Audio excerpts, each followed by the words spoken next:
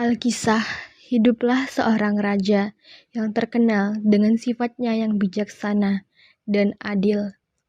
Raja itu memiliki 10 putri yang sangat-sangat cantik. Anak-anaknya memiliki nama yang berdasarkan dari nama warna. Dari nama putri sulung yang pertama, yaitu Putri Jambon. Selanjutnya, Putri Nila, Putri Jingga, Putri Ungu, Putri Hijau, Putri Biru, Putri Kelabu, Putri Merah Merona, Putri Oranye, dan yang terakhir yaitu putri yang bernama Putri Kuning. Tapi kebahagiaan itu pun kurang lengkap dikarenakan istrinya meninggal pada saat melahirkan Putri Kuning, anaknya yang bungsu. Dan dikarenakan sibuk mengurusi kerajaannya, raja itu pun semakin jarang bertemu dengan putri-putrinya. 10 putrinya tersebut dirawat oleh seorang inang pengasuh, dan kemudian mereka tumbuh besar menjadi seorang anak yang sangat manja dan suka bertengkar. Dan dari anak-anaknya itu, hanya putri bungsu yang tak pernah terlibat pertengkaran dari kakak-kakaknya.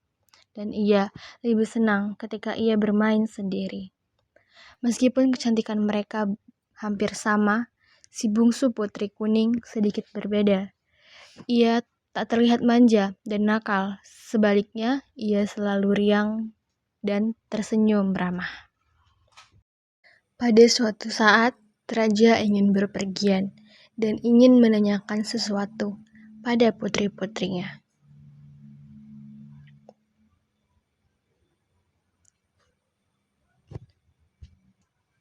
Yang anak-anaknya pun sibuk menyebutkan berbagai barang-barang mahal, contohnya seperti kain sutra dan juga perhiasan. Tetapi berbeda halnya dengan Putri Kuning. Aku ingin perhiasan yang mahal. Aku mau kain sutra yang berkilau-kilau. Aku tak mau apa-apa. Aku cuma ingin ayah kembali dengan sehat dan juga selamat. Anakku, sungguh baik perkataanmu. Tentu saja aku akan kembali dengan selamat dan kubawakan hadiah yang indah buatmu. Dan selama raja tersebut pergi, kelakuan ke-9 putrinya semakin menjadi. Mereka hanya bersenang-senang dan kemudian menyuruh para pelayan seenaknya saja. Sedangkan Putri Kemuning sangat sedih ketika melihat taman lokasi kesayangan ayahnya menjadi kotor, dikarenakan para pelayan sibuk mengurusi kakak-kakaknya tersebut dan tak sempat membersihkan taman istana. Ia kemudian membersihkan taman tersebut, dan ketika melihat itu, kedua kakak perempuannya enggan membantu. Tetapi mereka mengejeknya dan menyebut Putri Kuning dengan sebutan pelayan baru. Dan bahkan mereka pun tak segan untuk melempari Putri Kuning dengan sampah dan mengotori tempat itu kembali, sehingga membuat Putri Kuning harus membersihkannya kembali. Lihat, tampaknya kita punya pelayan baru. Hai pelayan, masih ada kotoran nih. Kalian ini semua keterlaluan. Semestinya ayah tak perlu membawa kalian apa-apa. Bisanya cuma mengganggu saja. Sudah aku bosan. Kita mandi di danau saja. Keesokan harinya, sang raja tiba di istana. Ketika itu, ia melihat ke-9 putrinya masih bermain di danau, sementara Putri Kuning sedang merangkai bunga di teras istana. Mengetahui hal itu, raja sangat sedih. Anakku yang rajin dan baik budi, ayahmu tak mampu memberikan apa-apa selain kalung batu hijau. Ini bukan warna kuning kesayanganmu. Sudahlah ayah, tak apa. Batu hijau pun cantik. Yap, serasi benar kan dengan bajuku yang berwarna kuning. Yang penting ayah sudah kembali. Akan kubuatkan teh hangat untuk ayah. Pada keesokan harinya, Putri Hijau melihat Putri Kuning memakai kalung barunya. Putri Hijau pun merasa iri kepada Putri Kuning, dan kemudian ia menghasut saudarinya tersebut dan mengatakan kalau Putri Kuning telah mencuri kalung tersebut dari saku ayahnya. Wahai adikku, bagus benar kalungmu. Seharusnya kalung itu menjadi milikku, karena aku adalah Putri Hijau. Ayah memberikannya kepadaku, bukan kepadamu. Kalung itu milikku, namun ia mengambilnya dari caku ayah. Kita harus memberinya pelajaran.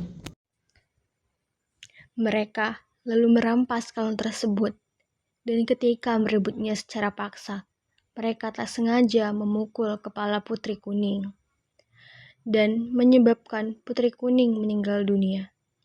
Mereka lalu mengubur Putri Kuning di taman, dan tak ada satupun yang berani membuka mulut mengenai hal tersebut. Astaga, kita harus menguburnya. Sudah berbulan-bulan, sang raja mencari sang Putri Kuning, dan tak ada salah seorang dari mereka yang tahu kemana Putri Kuning pergi, kecuali kakak-kakak perempuannya.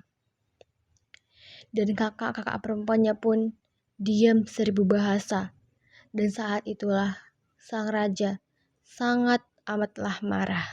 Hai para pengawal, temukanlah Putri Kuning. Aku ini adalah ayah yang buruk. Biarlah anak-anakku kukirim ke tempat yang jauh untuk belajar dan mengasah budi pekerti. Suatu hari, muncullah bunga di atas kuburan Putri Kuning. Kemudian raja melihatnya. Tanaman apakah ini? Batangnya bagaikan jubah putri. Daunnya bulat berkilau bagaikan kalung batu hijau. Bunganya putih kekuningan dan sangat wangi. Tanaman ini mengingatkanku pada Putri Kuning. Baiklah, kuberi nama ia Kemuning. Sejak saat itulah bunga kemuning mendapatkan namanya. Bahkan bunga-bunga kemuning bisa dimanfaatkan untuk mengharumkan rambut. Setelah mati pun, sang Putri Kuning masih bisa memberikan manfaat dan kebaikan bagi banyak orang yang berada di sekitarnya.